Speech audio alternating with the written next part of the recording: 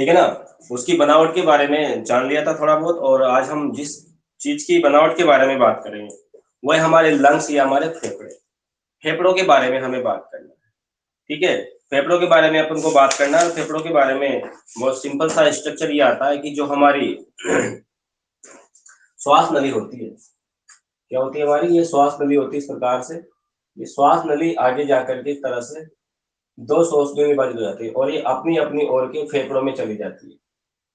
अपनी अपनी तरफ के फेफड़ों में ये चली जाती है। इधर भी इस तरह का स्ट्रक्चर होता है, इधर भी इस तरीके से हमारे फेफड़े होते हैं। ठीक है, इस तरीके से हम इसके बारे में बात करते हैं। दायां जो भाग है हमारे फेफड़ों का और ये भाग है बायां। दायां जो भाग होता है उसमें 3 पालियां होती है। कितनी पालियां होती है? 1 2 3। और इसमें कितनी पालियां होती है? 2 ही होती है। हल्का सा थोड़ा सा छोटा होता है, इतना सा याद रखता है। और यहाँ पे हमारा हार्ट होता है इस वजह से, ठीक है ना। हमारे हार्ट की वजह से यहाँ पे ये पाली क्या हो जाती है? 2। तो हमारे दोनों फेफड़े होते हैं, एक तो होता है दाएं पाली का बना हुआ, एक होता है बाएं पाली का बना हुआ। ठीक है, इस तरीके से हमारे पास के फेफड़े होते हैं। ठीक है, दायां और बायां भाग। ठीक है, इस तरीके से दायां और बायां भाग। दायां भाग होता है हमारे फेफड़े का। तो दाएं भाग की हम बात करते हैं तो दायां भाग कितनी पालियों का बना होता है भाई? इसकी पहले संरचना समझेंगे फिर हम आराम से लिखेंगे। दायां भाग जो होता है वो हमारे पास याद रखना 3 पालियों का बनता है। 1 2 3 ऐसे ऐसे समझिए कि हमारे फेफड़े होते हैं ना। हमारे फेफड़ों में इस प्रकार से एक फेफड़ा जो होता है इसमें तो होते हैं 2 कमरे और इस वाले में होते हैं 3 कमरे। ऐसे याद रखना है। फेफड़ों के अंदर बहुत सारा माया जाल फैला रहता है। भाई आपको पता है कि फेफड़ों के अंदर क्या होता है? आपको पता है इन फेफड़ों के अंदर हमारी जो वायु होती है, यानी हमारी जो हम क्या करते हैं, यहाँ से ऑक्सीजन को ले जाते हैं। ऑक्सीजन को ले जाते हैं और यहाँ पे हम CO2 को क्या करते हैं? छोड़ते हैं। तो ये छोड़ने के लिए और लाने के लिए कुछ तो तंत्र होना चाहिए ना। तो इनको लाने के लिए, छोड़ने के लिए हमारे पास बहुत बड़ा सा सिस्टम होता है, तगड़ा सा सिस्टम होता है। देखना कि यहाँ पर क्या होता है, इस जगह पर बहुत सारी कोशिकाएं, केशिकाएं पाई जाती हैं, बहुत सारी नलिकाएं होती है। ऐसे बहुत सारा सिस्टम यहाँ पर फैला हुआ रहता है। ठीक है, तो इस तरीके से हम फेफड़ों के बारे में बात करते हैं। तो श्वसनी, श्वसनिका और क्या क्या आएगा इसमें? इसमें आएगा एक तो हमारी श्वसनी, ये वाली श्वसनी आ जाएगी। और इससे बनी हुई ब्रांचेज, बहुत सारी ब्रांचेज निकलेगी इससे। उन ब्रांचेज को हम क्या बोल देंगे? श्वसनिका। श्वसनी, श्वसनिका और क्या हो जाता है? कूपिकाएं। इसके अंदर क्या जुड़ जाएगी फिर? कूपिकाएं। तो बेटा क्या परिभाषा हो जाएगी हमारे फेफड़ों की? श्वसनी, श्वसनिका, कूपिकाएं। श्वसनी, श्वसनिका और कूपिकाओं का शाखित जाल। कैसा जाल? शाखित जाल। क्या कहलाता है? फेफड़ा कहलाता है। यानी कि श्वसनी, क्या होती है हमारी? ब्रोंकस, ब्रोंकियोल और एल्वोलाई, वायु कूपिकाएं। इनसे मिलाकर के हमारा क्या बनता है? फेफड़ा बनता है। ठीक है, इनसे मिलाकर के हमारा क्या बनता है? फेफड़ा बनता है। और फेफड़ों में याद रखना, हम इस चीज को लिखेंगे भी सही अभी, तो फेफड़े की परिभाषा क्या होगी? परिभाषा देने से सबसे पहला पॉइंट, पॉइंट नंबर 1 हम लिखेंगे बाद में कि परिभाषा 2 क्या परिभाषा होती है। तो फेफड़ों की परिभाषा ये होती है कि श्वसनी, श्वसनिका और वायु कूपिकाओं का शाखित जाल फेफड़ा या लंग्स कहलाता है। इनकी संख्या 2 होती है, सब जानते हैं, छोटी क्लासों में पढ़ चुके हैं। दायां फेफड़ा जो होता है उसमें 3 पालियां होती है। बाएं फेफड़ों में कितनी पालियां होती है? 2 पालियां। ये चीज हम उनको याद रखनी है। इसके अलावा अब हम फेफड़ों में बाहर से देखें तो बाहर की तरफ क्या पाया जाता है? आवरण पाया जाता है। ध्यान देना इधर। अब इसको मैं थोड़ी देर के लिए ये करता हूँ, एक फेफड़ा बनाता हूँ इधर की तरफ, देखना एक क्या, दोनों बना देते हैं। चलो, बाहर की तरफ एक आवरण होता है, ध्यान देना इधर।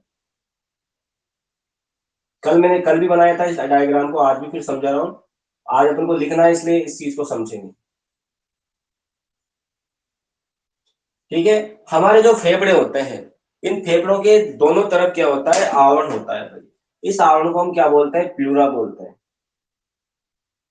इस आवरण को हम क्या बोलते हैं? प्लूरा, या फिर क्या बोलते हैं? फुफ्फुस आवरण। फुफ्फुस आवरण। अब फुफ्फुस आवरण भी बेटा कितने होते हैं? 2 होते हैं। एक तो होता है बाह्य और एक होता है आंतरिक। एक तो होता है बाह्य, एक होता है आंतरिक। बाह्य तो ये दिख रहा है आपको, ये वाला, ये बाहर वाला, और ये अंदर वाला क्या हो जाएगा, आंतरिक हो जाएगा। तो हमारे दो फुफ्फुस आवरण होते हैं बेटा, बाह्य और आंतरिक। अब इस बाह्य और आंतरिक के मध्य क्या होता है, एक द्रव भरा रहता है, जिसको हम क्या बोलते हैं, प्लूरल फ्लड। क्या बोलते हैं, प्लूरल फ्लड, या फिर इसको हम कह देते हैं फुफ्फुस आवरणी तरल। क्या बोलते हैं इसको, हिंदी में क्या बोलते हैं, फुफ्फुस आवरणी तरल, फुफ्फुस आवरणी तरल। देखिए बेटा ये तरल क्या करता है, देखो ये हमारा फेफड़ा है, यहां से फैलेगा सिकुड़ेगा, फैलेगा सिकुड़ेगा, तो इसके जाके टकराएगा। अब इस ये नहीं होता तो यहाँ पे होती थी बेटा आगे की तरफ क्या थी, जैसे ये हमारा फेफड़ा है, यहाँ क्या है देखना इधर ध्यान से, ये हमारा फेफड़ा, एक बार फिर बनाता हूँ, छोटा सा स्ट्रक्चर समझाता हूँ। ये हमारा फेफड़ा है, फेफड़े के बाहर क्या है हमारे पास, फुफ्फुस आवरण इसके चारों तरफ ऐसे, ठीक है। इधर क्या है, पसलियां हमारी, इधर क्या है हमारी पसलियां, रिब्स, यहाँ पर हमारी पसलियां है। तो बेटा ये जो फेफड़ा है अंदर का हमारा, ये फैलेगा और सिकुड़ेगा तो क्या होगा, घर्षण होगा, ये पसलियों के टकराएगा। पसलियां कैसी होती है, कठोर होती है, इसलिए ये फेफड़ा यहाँ से जाके टकरा के फट सकता है। लेकिन कभी कभी क्या होता है कि इनमें क्या हो जाता है, एक जीवाणु हो जाता है, जिस जीवाणु का संक्रमण हो जाता है, प्लूरो निमोनिया। निमोनिया जानते हैं, निमोनिया बच्चों में, निमोनिया में क्या हो जाता है, याद रखना, निमोनिया में ये सिस्टम होता है। निमोनिया में जो ये आवरण होता है ना हमारा फुफ्फुस आवरण, ये बेटा, इस फुफ्फुस आवरण का जो तरल है ना, ये तरल क्या हो जाता है, कम हो जाता है, अर्थात जीवाणु इस तरल को खा जाता है। उस समय बच्चे जब सांस लेते हैं तो घर्राटे की आवाज आती है। कैसे हो जाती है, घर्राटे की। बच्चे को जब निमोनिया आता है तो आप देखना पसलियां चलती रहती है तेज गति से। तेज क्यों चलती है पसलियां, क्योंकि जो फेफड़े हैं ना वो जल्दी जल्दी क्या कर रहे हैं, हमारी पसलियों पर अटैक कर रहे हैं, प्रहार कर रहे हैं, इसलिए वो जल्दी जल्दी चलती है। तो इनमें कभी कभी संक्रमण हो जाता है, या कभी कभी बीमारी के टाइम पे ये ज्यादा चलता है, और इस वजह से क्या होता है, अब ये फेफड़ों को बचाने के लिए यहाँ पे आवरण है, अंदर से टकराएगा इसके, तो ये आंतरिक आवरण के टकरा जाएगा। भाई यहाँ से फेफड़ा चला तो इसके टकरा गया, इसने इस पे दबाव डाला, पानी पे दबाव पड़ गया, पानी, पानी ने उस दबाव को झेल लिया। अंदर जो द्रव भरा हुआ है फुफ्फुस आवरणी द्रव, उस द्रव ने उस दबाव को क्या कर लिया, महसूस किया और बचा लिया। फिर यहाँ पे दबाव पड़ा तो इससे पसलियां है, तो ये झिल्ली नष्ट हो जाएगी, झिल्ली नष्ट होने से फेफड़ा हमारा बच जाएगा, फेफड़ा हमारा क्या हो जाएगा, बच जाएगा। तो इनमें क्या होता है, फुफ्फुस आवरण होता है। तो कौन कौन सी होती है आवरण के नाम याद रखना, बाह्य फुफ्फुस आवरण और आंतरिक फुफ्फुस आवरण। जो फेफड़े से अटैच में रहता है ना ये वाला, ये आंतरिक फुफ्फुस आवरण है। और ये वाला जो है ये कौन सा फुफ्फुस आवरण है, आंतरिक, सॉरी बाह्य फुफ्फुस आवरण, ये बाहर वाला बाह्य। जो पसलियों की तरफ होता है, जो पसलियों की तरफ होता है वो तो होता है कौन सा, बाह्य फुफ्फुस आवरण। और जो फेफड़ों की साइड होता है वो होता है आंतरिक फुफ्फुस आवरण। और इनका काम क्या है, फेफड़ों को घर्षण से बचाना। जब इनमें वायु भरेगी, निकलेगी, तो ये फैलेंगे, सिकुड़ेंगे, इस तरह से धक धक करता रहता है। हमारा हार्ट भी इसी तरह से बीचों में फंसा रहता है यहाँ। अब बेटा यहाँ क्या क्या होता है, याद रखना, मैं आपको समझा के बताता हूँ। ये किसमें स्थित होते हैं, ये हमारे जो है ये एक जगह पे स्थित होते हैं, जिसको हम क्या बोलते हैं, जिसको हम बोलते हैं शोषण चेम्बर। चेम्बर बोला जाता है, इसको हम क्या बोलते हैं, शोषण चेम्बर बोलते हैं। उस चेम्बर के अंदर स्थित होता है, ठीक है, एक चेम्बर के अंदर स्थित रहता है, जिसको हम क्या बोलते हैं, वक्ष गुहा कक्ष। क्या बोलते हैं, वक्ष गुहा कक्ष। देखना इधर, वक्ष गुहा कक्ष। अब वक्ष गुहा कक्ष कैसे बनता है, इसको मिटा देता हूं मैं थोड़ी देर के लिए, देख लो। अब बेटा वक्ष गुहा कक्ष में क्या क्या होता है देखना।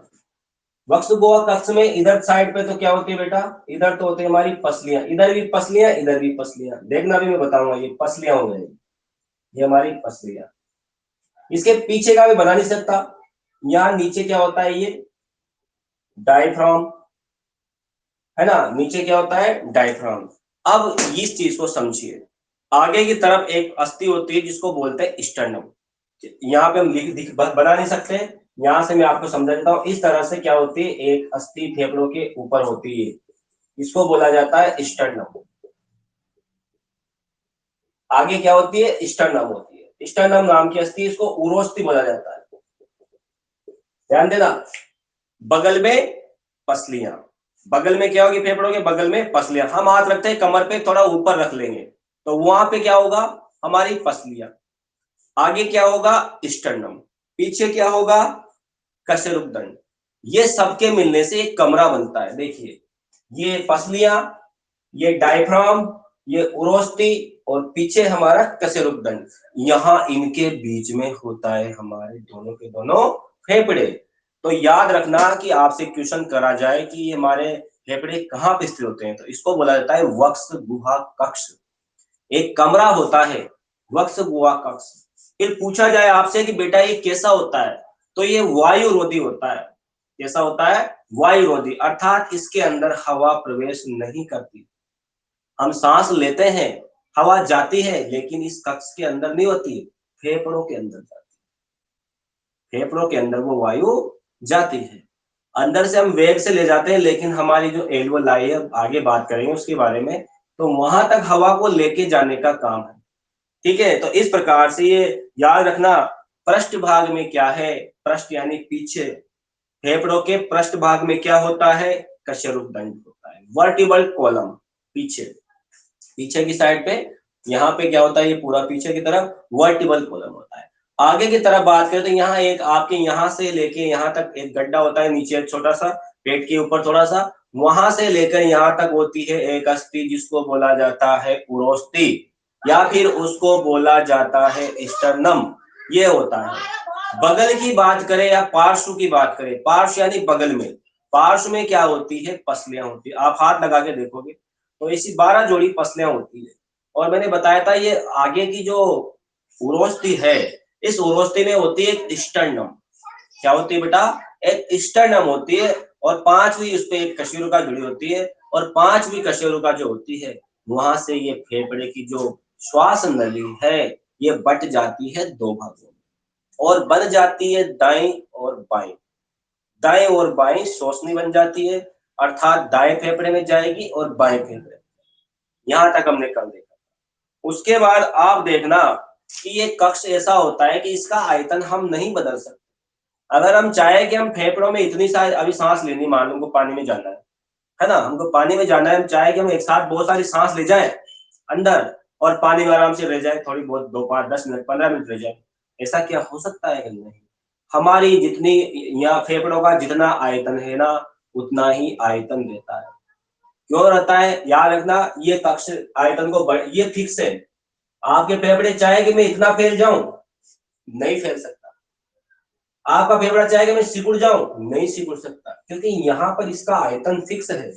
इसमें जितनी हवा भरी जा रही है, ठीक है ना, जितनी हवा भरी जा रही है वो उतनी की उतनी हवा इसमें रहती है। अभी हम फेफड़ों के आयतन पढ़ेंगे, इसकी संरचना पढ़ने के बाद हम आयतन पे जाएंगे। आयतन पढ़ेंगे उसके बाद हम याद रखेंगे। अगर हम आयतन को बदलना चाहेंगे तो हमारे फेफड़े क्या करेंगे, कार्य करना बंद कर देंगे। हम चाहे कि हम ज्यादा हवा बढ़ ले, नहीं बढ़ सकते। ज्यादा हवा निकाल दे, ऐसा भी नहीं है कि हम चाहे कि हम पूरी हवा निकाल के फेफड़ों को शून्य कर दे, सांस ही लेने में, जैसे हमारे पीछे शेर बढ़ गया जंगल में चले गए, वो कहानी सुनेंगे आपने रीच वगैरह की, आदमी मरा हुआ सा हो जाता है। नहीं होता है, आदमी मर भी नहीं सकता अपनी मर्जी से, और ज्यादा जी भी नहीं सकता अपनी मर्जी से। ठीक है ना, ये है। अब इसके बाद हम बात करते हैं कि फेफड़ों में, ये इनके बारे में हमने बात करी, फेफड़ों में श्वसन का पथ क्या होता है। हाँ, फेफड़ों में श्वसन का पथ क्या होता है। तो बेटा, फेफड़ों में जो श्वसन का पथ होता है उसके दो भाग होते हैं। एक भाग होता है चालन भाग। कौन सा भाग होता है, चालन भाग। चलो मैं इसके बारे में बताता हूँ। पहला भाग होता है हमारा चालन भाग। कौन सा भाग होता है, चालन भाग। इस चालन भाग का क्या काम होता है, इस चालन भाग का काम होता है कि ये शुरू होता है, ये केवल फेफड़ों तक यानी कूपिकाओं तक क्या करेगा, हवा को पहुंचा देगा। इसका काम है बाहर की ऑक्सीजन को कूपिका तक पहुंचाना, और कूपिका से ऑक्सीजन को बाहर की तरफ, सॉरी, कार्बन डाइऑक्साइड को बाहर की तरफ निकालना, ये काम होता है।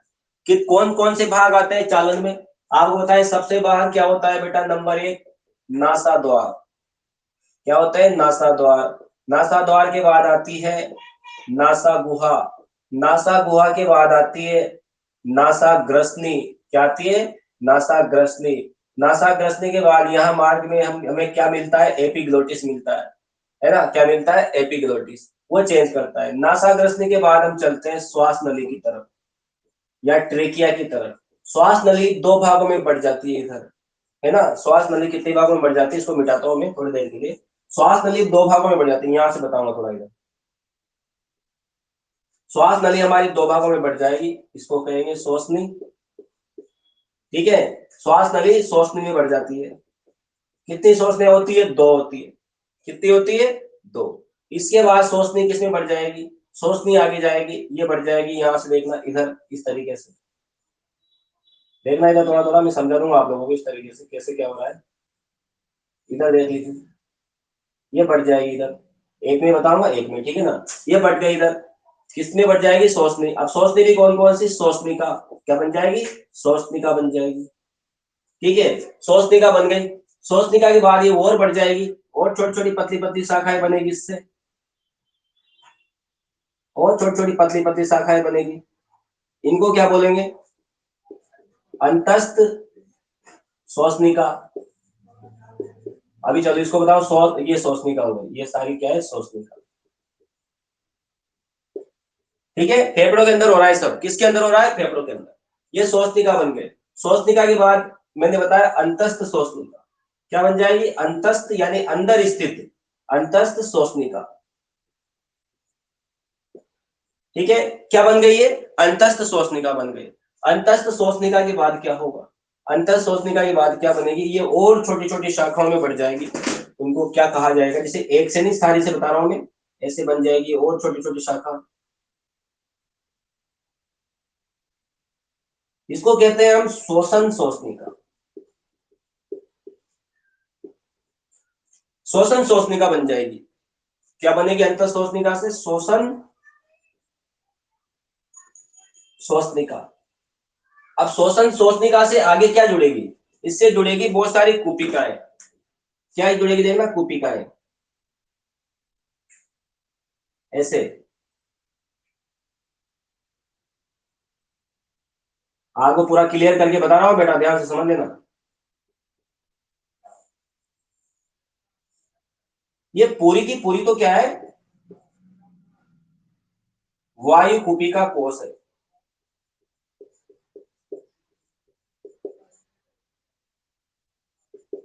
ये पूरा का पूरा तो वायु कूपिका कोष है। ऐसा इधर भी होगा, ऐसा इधर भी होगा, हर एक में होगा, एक में नहीं होगा, ऐसा सब में होगा वायु कूपिका कोष। और ये हमारी क्या है, कूपिका, और इसको बोलेंगे हम कूपिकीय नलिका। इसको क्या बोलेंगे, कूपिकीय नलिका। तो इस तरह से ये पथ होता है, श्वास में जाएगी और इधर से क्या आ रही है, श्वास नली। इस प्रकार से कुपित काटक होता है। यहां से श्वसन श्वसनी का आगे जाके बढ़ जाएगी किसमें, कूपिका में। तो इस तरीके से ये हमारा पथ होता है, और इस पथ को आप अच्छे से याद रख लेना। इस पथ में से कोई सी भी चीज गायब कर दी जाती है और एग्जाम में पूछा जाता है कि हमारी वायु का मार्ग क्या होता है। इसको बोलते हैं चालन भाग। क्या कहते हैं इसको, चालन भाग कहा जाता है, ठीक है। क्या कहा जाता है, चालन भाग कहा जाता है, ठीक है। इसके बाद हम आगे बढ़ते हैं। हेडिंग डाल लीजिए आप फेफड़ा, ताकि इसका डायग्राम बनाने का नंबर आ जाएगा, तब हम बात करेंगे। आप आगे लिखिए फेफड़े, हेडिंग डाल लीजिए फेफड़े। अब उसमें लिखेंगे अपन,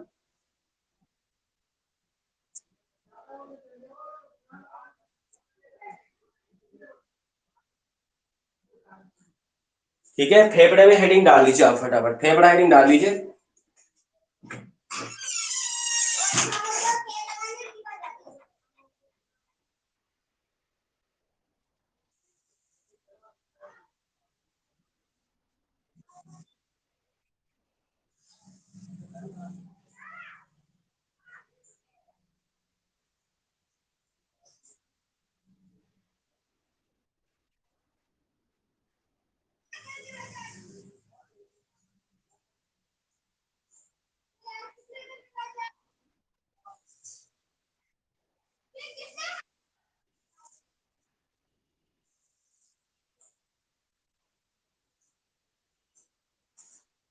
आपस में बातें मत करो भाई, आपस में बातें मत करो, ठीक है। चलिए फेफड़े हेडिंग डालिए और फेफड़े की परिभाषा लिखते हैं अपन, है ना।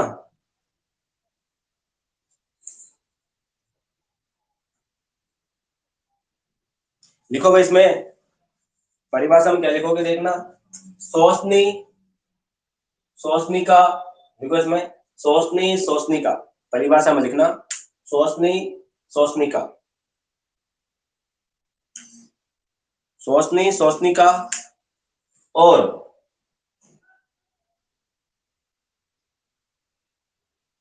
शोषणी शोषणिका और कूपिकाओं का शाखित जाल।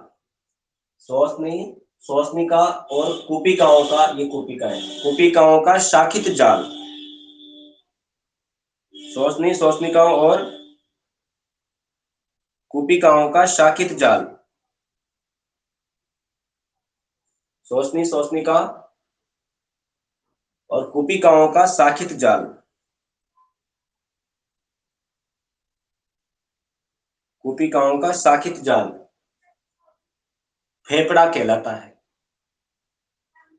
फेफड़ा कहलाता है। शाखित जाल फेफड़ा कहलाता है। ठीक है, लिख लिया आपने, शाखित जाल क्या कहलाता है, फेफड़ा कहलाता है। हो गया। उसके बाद लिखना आगे, इनकी संख्या 2 होती है, इनकी संख्या 2 होती है, इनकी संख्या 2 होती है, इनकी संख्या 2 होती है, इनकी संख्या 2 होती है। दायां फेफड़ा 3 पालियों का, दायां फेफड़ा 3 पालियों का तथा बायां फेफड़ा, दायां फेफड़ा 3 पालियों का तथा बायां फेफड़ा 2 पालियों का बना होता है, 2 पालियों का बना होता है, 2 पालियों का बना। ठीक है, कितनी पालियों का बना होता है, 2 पालियों। फिर आगे लिखना,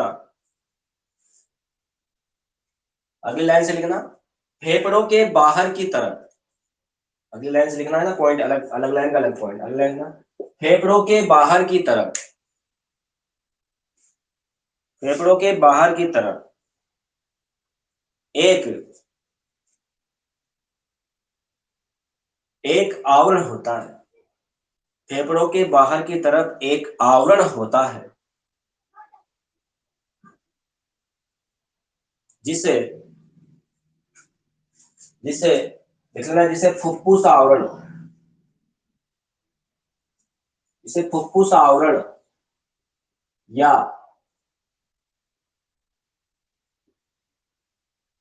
प्लूरा कहते हैं, जिसे फुफ्फुस आवरण या प्लूरा कहते हैं, जिसे फुफ्फुस आवरण या प्लूरा कहते हैं, जिसे फुफ्फुस आवरण या प्लूरा कहते हैं। ठीक है, क्या कहे इसको, फुफ्फुस आवरण या प्लूरा कहते हैं। अब ये फुफ्फुस आवरण कितने भागों में, मैंने बताया आपको 2 भाग है इसके, है ना। लिखना आगे, देखो फेफड़ों की तरफ के आवरण को, अगले लाइन से लिखना, फेफड़ों की तरफ के आवरण को, फेफड़ों की तरफ के आवरण को आंतरिक फुफ्फुस आवरण, फेफड़ों की तरफ के आवरण को, फेफड़ों की तरफ के आवरण को आंतरिक फुफ्फुस आवरण, आंतरिक फुफ्फुस आवरण,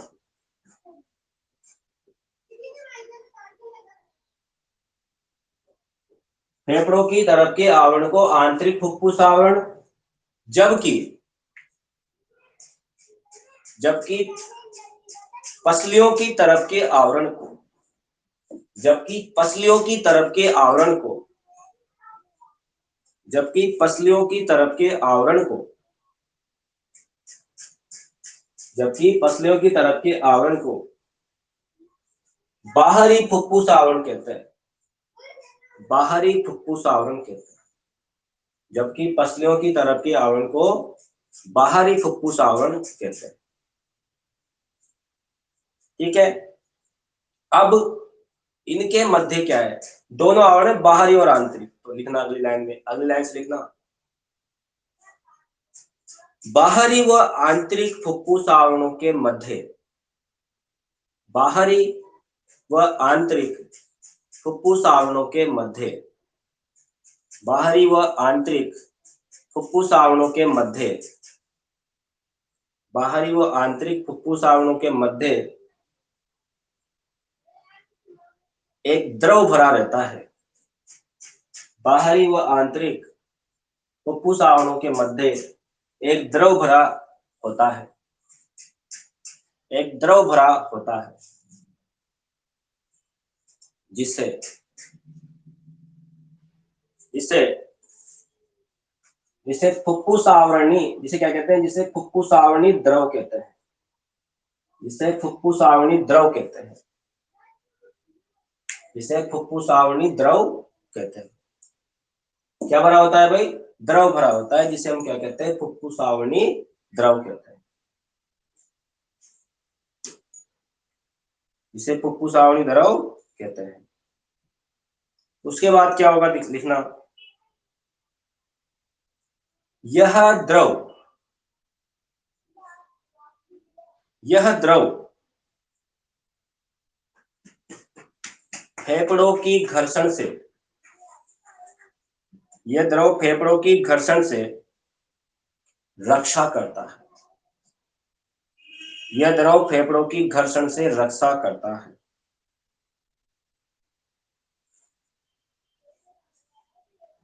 ठीक है, यह द्रव फेफड़ों की घर्षण से रक्षा करता है,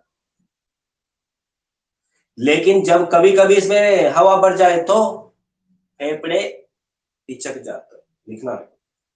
लेकिन जब कभी कभी, लेकिन जब कभी कभी, लेकिन जब कभी कभी दुर्घटना के कारण, लेकिन जब कभी कभी दुर्घटना के कारण, लेकिन कभी कभी, हाँ, लेकिन जब कभी कभी दुर्घटना के कारण फुफ्फुस आवरणों में हवा भर जाए, फुफ्फुस आवरणों में यानी इसके अंदर वाले भाग में फुफ्फुस आवरणों में हवा भर जाए, फुफ्फुस आवरणों में हवा भर जाए तो, हवा भर जाए तो फेफड़े पिचक जाते हैं, हवा भर जाए तो फेफड़े पिचक जाते हैं। क्लियर बात, हवा भर जाए तो फेफड़े क्या हो जाएंगे, पिचक जाते हैं। क्लियर बात, ठीक है। अभी में कभी कभी हवा भर जाए तो फेफड़े क्या हो जाएंगे, पिचक जाएंगे। भाई ये समस्या खड़ी हो जाएगी हमारे साथ, ठीक है। फेफड़े पिचक गए तो व्यक्ति क्या करेगा, व्यक्ति भी पिचक जाएगा भाई, लुढ़क जाएगा, मर जाएगा, वो क्या। ठीक है, ये हमने बात करी आवरणों के बारे में। आवरणों के बाद हम चलते हैं अंदर की तरफ, आगे की तरफ चलते हैं और आगे की तरफ देखते हैं कि और क्या क्या चीजें हम इसमें जानते हैं। तो पहली बात तो जो फेफड़े होते कहाँ है, इसके बारे में मैंने अभी आपको बताया था। तो अगली लाइन से लिखना, अगली लाइन से लिखना, हमारे दोनों फेफड़े, हमारे दोनों फेफड़े, हमारे दोनों फेफड़े वक्ष गुहा कक्ष, हमारे दोनों फेफड़े वक्ष गुहा कक्ष में सुरक्षित रहते हैं, हमारे दोनों फेफड़े वक्ष गुहा कक्ष में सुरक्षित रहते हैं, वक्ष गुहा कक्ष में सुरक्षित रहते हैं। ठीक है, अब ये कैसा कक्ष है, इस कक्ष में क्या है बेटा, हवा नहीं भरी हुई है, लिखना है। यह एक प्रकार का वायुरोधी कक्ष है, यह एक प्रकार का वायुरोधी कक्ष है, यह एक प्रकार का वायुरोधी कक्ष है। अब इस कक्ष में क्या क्या होगा, ऐसा समझिए इस कमरे के 4 दीवारें हैं, इस कमरे के कितनी दीवारें, 4 दीवारें। चलो एक दीवार कैसी, बगल की दीवार, उसमें उधर बगल में क्या है, यानी पार्श्व में क्या है, पसलियां। एक दीवार है सामने की, सामने की दीवार में क्या है, स्टर्नम, उरोस्थि। एक दीवार पीछे की है, पीछे की दीवार में क्या है, पीछे की दीवार में क्या है बेटा, कशेरुकदंड। नीचे भी दीवार है, नीचे की दीवार मतलब फर्श, नीचे क्या है, नीचे की दीवार में स्थित है इसका डायफ्राम। ऐसे याद रखना है आप लोग क्या क्या होता है।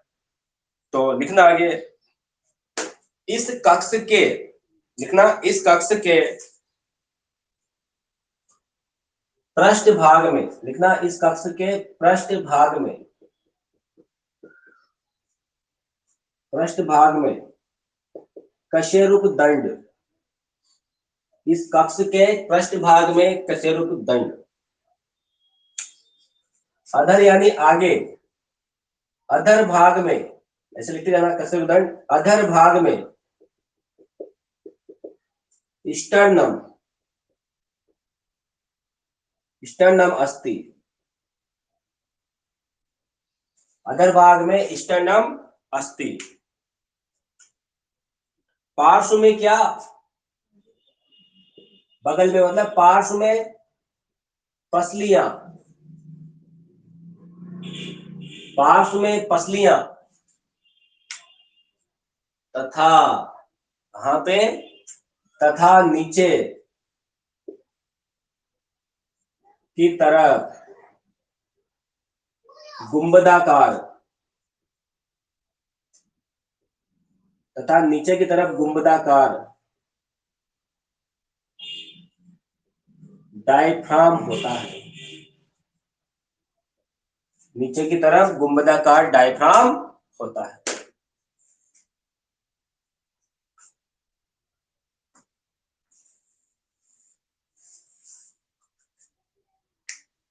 ठीक है, ये बात आपको याद रखनी है।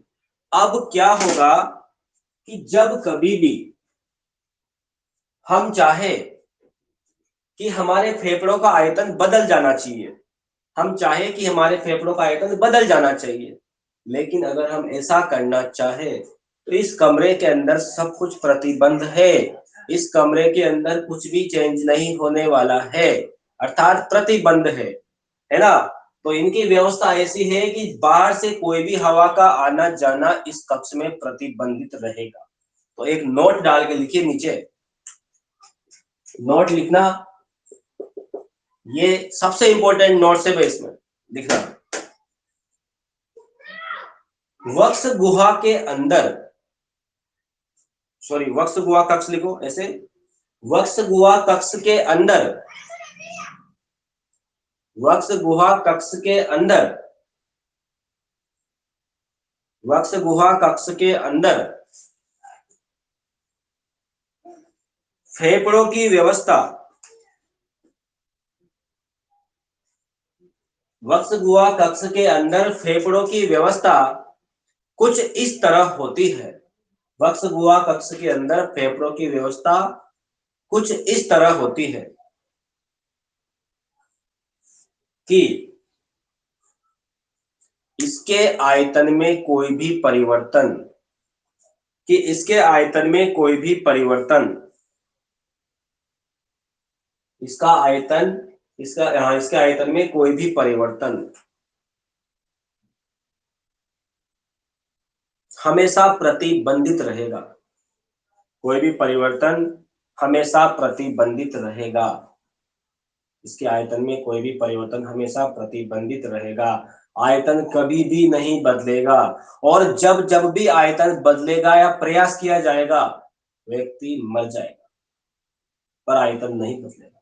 तो यहाँ समझ में आ गया आपके, फेफड़ों की जो वक्ष गुहा का जो आयतन है, जितनी हवा उसके अंदर है उतनी ही रहेगी, नो चेंज, कोई चेंज नहीं होगा। ठीक है, हाँ बोलो।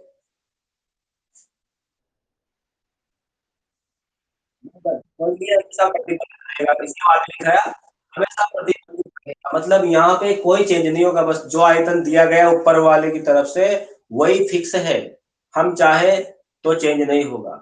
जैसे व्यक्ति को सांस की बीमारी, चाहता है कि ऑक्सीजन कम आ रही है अंदर, सांस कम आ रहा है, तो क्या हम चाहे तो सांस को ज्यादा ले सकते हैं क्या, नहीं, बस वही बात है और कुछ भी नहीं। नॉर्मल सी बात याद रखना, वक्ष गुहा में कोई भी परिवर्तन प्रतिबंधित। अब इसके बाद हम हेडिंग डालना, आप लोग इसी में चल रहा है, फेफड़े तो हो गए, हेडिंग डालना फेफड़ों में श्वसन पथ, फेफड़ों में श्वसन पथ। अब इसका नंबर आएगा फेफड़ों में श्वसन पथ, फेफड़ों में श्वसन पथ कैसा पथ होता है देखिए, फेफड़ों में श्वसन पथ।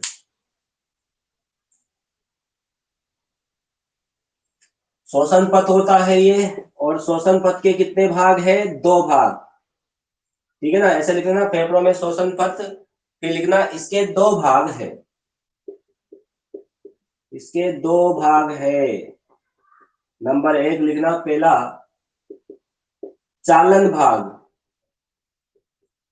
और दूसरा लिखना विनिमय भाग।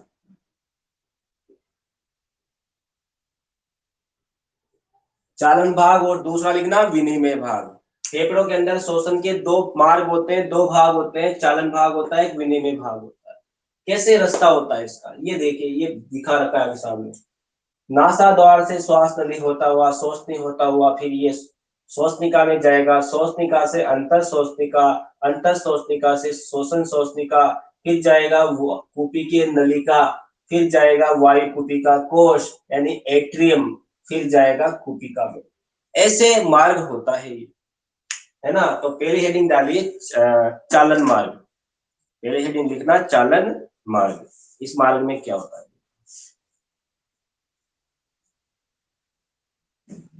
ठीक है, लिखना। यह मार्ग सबसे लंबा मार्ग होता है, चालन मार्ग, है ना। यह मार्ग सबसे लंबा मार्ग होता है, यह मार्ग सबसे लंबा मार्ग होता है, जिसका कार्य, यह मार्ग सबसे लंबा मार्ग होता है जिसका कार्य वायुमंडलीय वायु को, इसका कार्य वायुमंडलीय वायु को, इसका कार्य वायुमंडलीय वायु को फेफड़ों तक, फेफड़ों तक मतलब वायुमंडलीय वायु को कूपिकाओं तक पहुंचाना होता है, वायुमंडलीय वायु को कूपिकाओं तक पहुंचाना होता है, कूपिकाओं तक पहुंचाना होता है। पहुंचाएगा भी सही तो लाएगा नहीं क्या, तथा वहां से, तथा वहां से कार्बन डाइऑक्साइड, तथा वहां से कार्बन डाइऑक्साइड सहित, तथा वहां से कार्बन डाइऑक्साइड सहित अन्य गैसों को, तथा वहां से कार्बन डाइऑक्साइड सहित अन्य गैसों को बाहर निकालना है, कार्बन डाइऑक्साइड सहित अन्य गैसों को बाहर निकालना है, ये काम है इसका, इस मार्ग, ठीक है। और इसमें और भी काम करता है ये, अगला लिखना, यह यह हवा को नम करता है, नम यानी आर्द्र, यह हवा को नम करता है, गीला करता है मतलब, यह हवा को नम करता है तथा शरीर के तापमान, यह हवा को नम करता है तथा शरीर के तापमान के बराबर लाता है, यह हवा को नम करता है तथा शरीर के तापमान के बराबर लाता है। अर्थात जो हवा हमारे नासा द्वार के द्वार प्रवेश करेगी वो हमारे अंदर जाएगी, और ऐसी कैसी चली गई बेटा, तो मान लो 8 डिग्री सेंटीग्रेड की हवा जाएगी तो हमें कपकपी लगेगी। हमें ठंड लगती है ना, एकदम से कपकपी क्यों आती है, हमारे अंदर एकदम से तेजी से गाड़ी पे बैठे होते हैं या कहीं बैठे होते हैं तो तेजी से हमारे अंदर ठंडी हवा अंदर जाती है, एकदम से नहीं हो पाता, फेफड़ों में कपकपी सी हो सकती है, सांस आने जैसी दिक्कत आती है।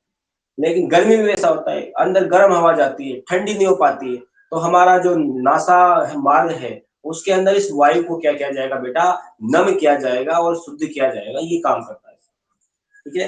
तो इस मार्ग में कौन कौन से भाग आते हैं लिखना, इस मार्ग में निम्न भाग आते हैं, लिखना, इस मार्ग में निम्न भाग आते हैं, ये लिखो आप यहां से, इस मार्ग में निम्न भाग आते हैं।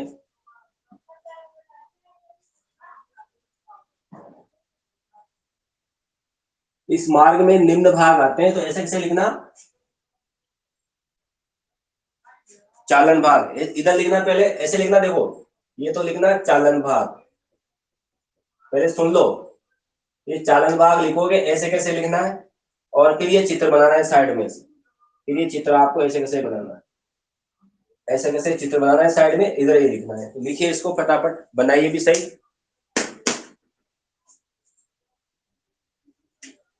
बना लीजिए भाई इसको जल्दी।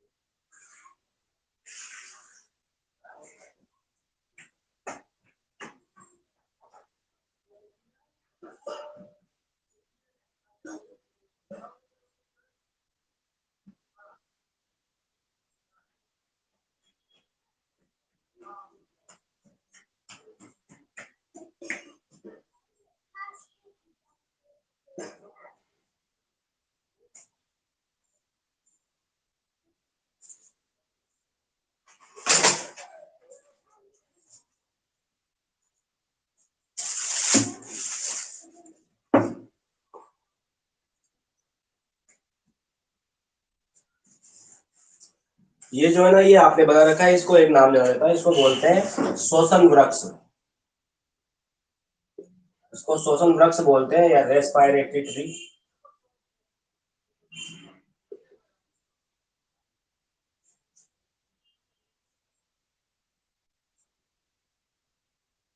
रेस्पिरेटरी ट्री है भाई ये।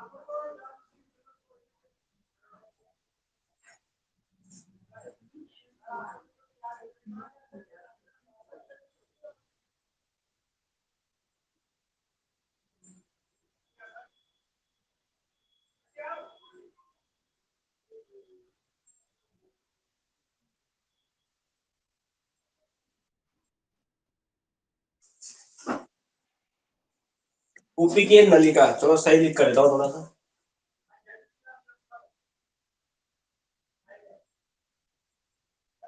इसको बोलते हैं कूपी की नलिका।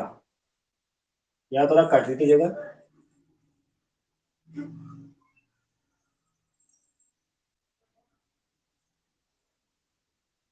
कूपी की नलिका, यह है ये कूपी की नलिका। और ये कूपी का हो जाएगी। और वाई कूपी का कोर्स को इंग्लिश में आप कभी कभी एट्रियम भी लिख लो, इसको एट्रियम भी बोला जाता है, एट्रियम। 60 करोड़ होती है भाई, कूपी का है 60 करोड़, याद रख लेना।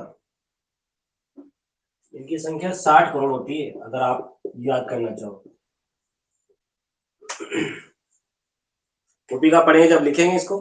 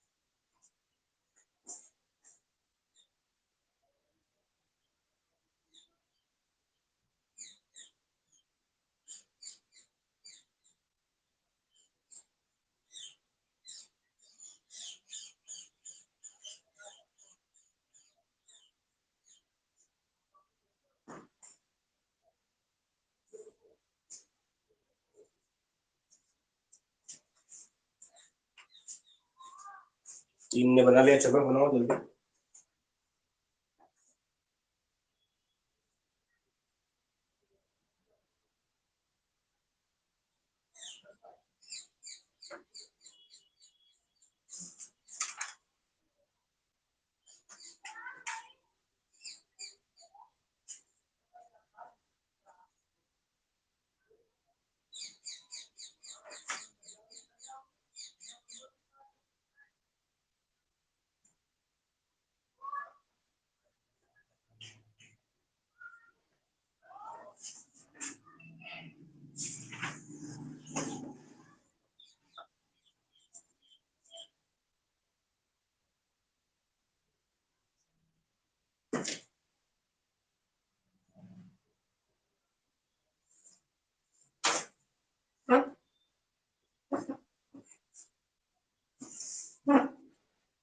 बन गए वे सबके?